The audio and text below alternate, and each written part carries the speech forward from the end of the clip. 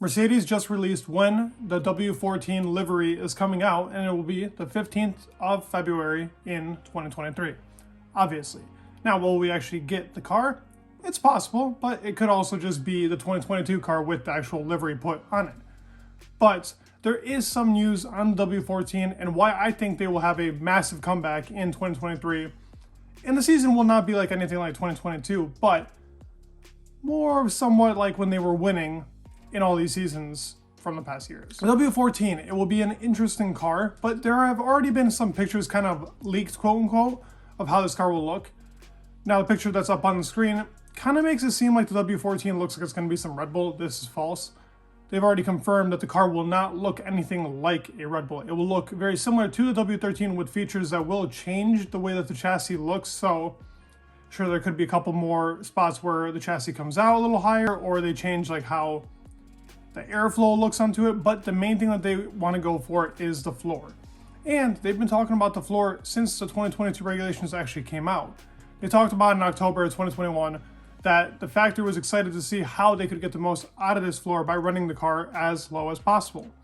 So they wanted to go for that super low design in the car to actually pull the most out of the floor, but it didn't work in their favor because of the actual porpoising that happened. Now, Red Bull went for a design where the car actually ended up having kind of like a rake, which is what they used in 2021. Them actually being able to kind of adapt that same design from 2021 to 2022 with completely different regulations helped them because they didn't have that porpoising effect. Now, Mercedes obviously went to the extreme and put the car as low as possible. There are shots from it, specifically I remember in Baku, where the car literally looks like it's touching the floor with its floor, or touching the track really with its floor. It's a ridiculous concept, but I mean, it does kind of make sense that that would be the concept that pulls out the most out of the car. Red Bull has been recently talking about how they think Mercedes will be the competitor and who they have to watch out for 2023. I think they've ran some simulations, and this is me talking about my opinion. I think Red Bull has ran some simulations with the no side pods design and before, because there were reports of Horner talking about it in the beginning of the season. And other teams actually said that they ran that type of design and said that they did not see the same effect. But they might be scared that Mercedes found out something that they probably didn't, depending on how their design was. Obviously, we know the 2022 car was very draggy. It was bad on the straights, and that was what Red Bull was great at. But the Mercedes did have the upper hand in some races in corners that Red Bull could not have, even though they probably had the most balanced car out of all of them. Another thing to keep in mind is they learned throughout the season how to actually control the porpoising. When they started controlling the porpoising, that car was not up to par with the Red Bull, but it was competing with the Red Bull. The drag was still an incredible problem, and I would assume that has to do a lot with the floor, because they do have the car that's probably the slimmest, so they shouldn't be gaining that much drag, at least on the upper portion of the car, but the bottom portion of the car must have been containing that drag and really pushing the car down, which does give them great downforce, but in the straights, they were terrible. They talk about pushing the car way too much in one direction, which was putting that car super low to the ground. Now that the regulations are actually changing and you have to lift up that board, they're gonna have to kind of change that philosophy, but it could go to their advantage because they were the ones kind of pushing towards this to actually happen, these regulation changes, because of the porpoising. They probably found something that others weren't finding at that time period. It seems like the concept that they've gone for, they trust and respect. Toto Wolff even talked about it in the wind tunnel. The car looked exactly like the W13. He asked, why does it look exactly like the W13? They were like, no, it's a completely different car. It might look the same, but it feels and will perform completely differently.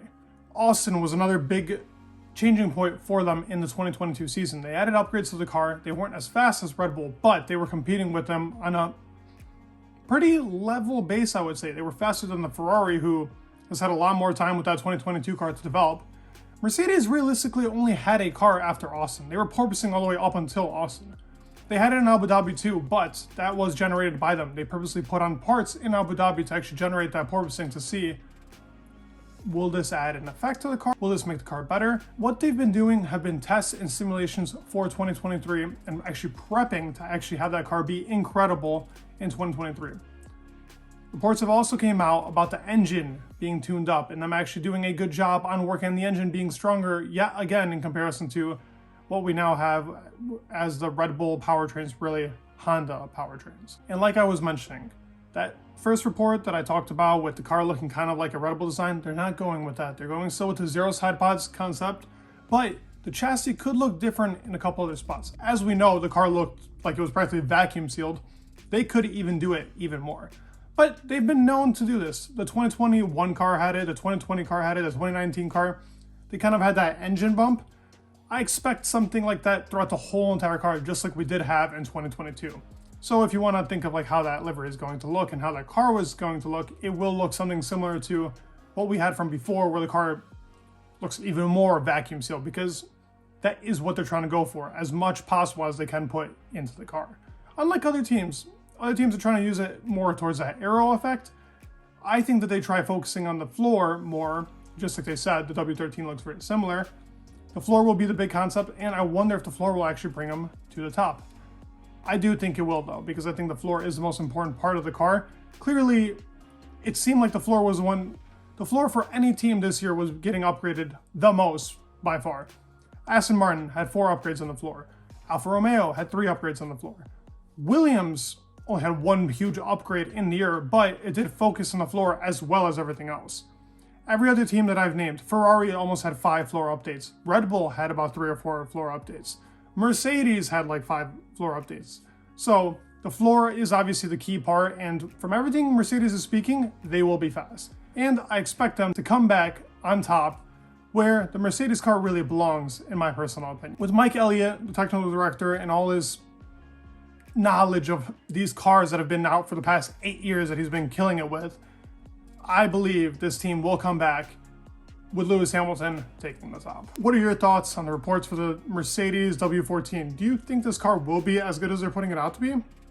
Or do you think it will be kind of the same thing and they're gonna have to work around it again with Red Bull being at the top? Will they beat Ferrari? That's for you guys to decide. Please leave a like on the video, subscribe, it would mean the world, and peace.